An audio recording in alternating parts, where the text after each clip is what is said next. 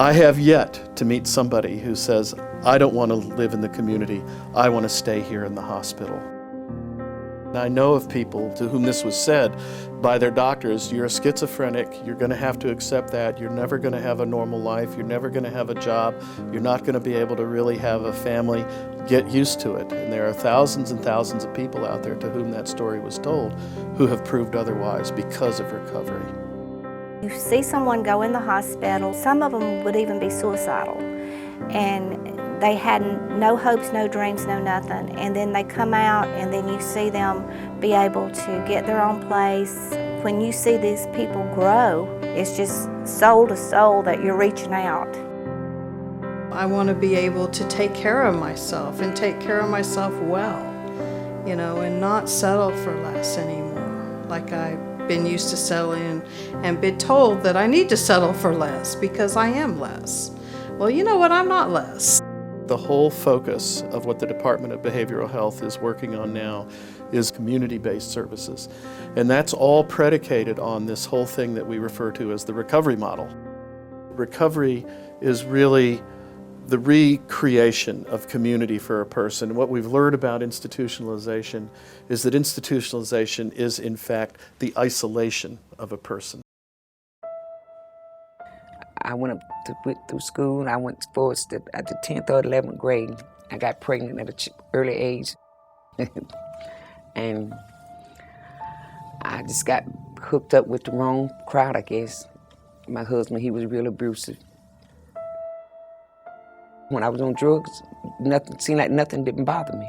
I used to self-medicate because I was bipolar and manic depression. I met this guy at the Social Security office. His name was Charles Young, and he introduced me into the Pierce Center. I always thought it was just me, that I was having all the problems at home and stuff, but then once I used to sit back and just listen what other people's problem was, I said, my God. I said, now if you sit back and just listen to them people, and I listened, and next thing you know, day by day, I inched my way back, you know, start back socializing with people that's recovering. I felt better because I know I wasn't by myself. Barbara is always looking to help other people in some way, shape, or form because it's just part of who she is, and I think that's been a very important part of her recovery. You can't help yourself when you're out there on drugs.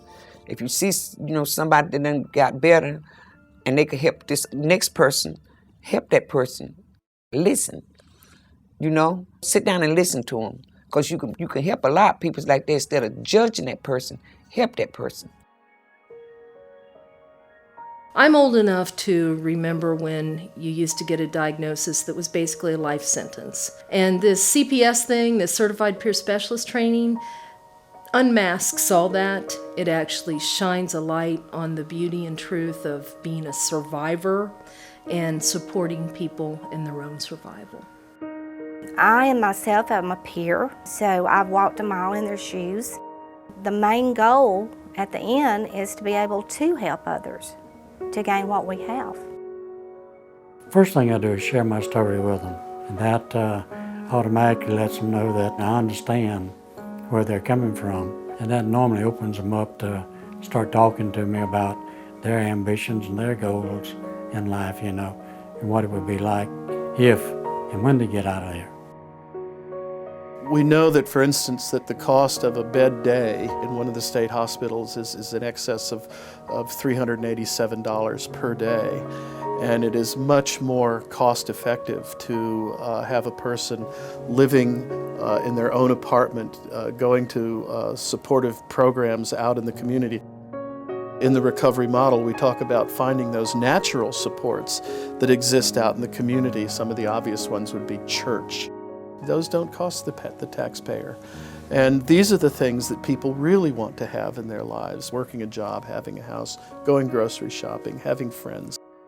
A lot of places lack housing in the communities. If we don't have those homeless shelters available so that they can move on into their own apartments, it's very difficult for them to ever recover. They're citizens of America, and they should be treated like citizens of America, you know. And that's, as a person speaking of mental illness, that's all I wanted. Just give me a chance, you know. And I was afforded the chance. I live by what they taught me in recovery.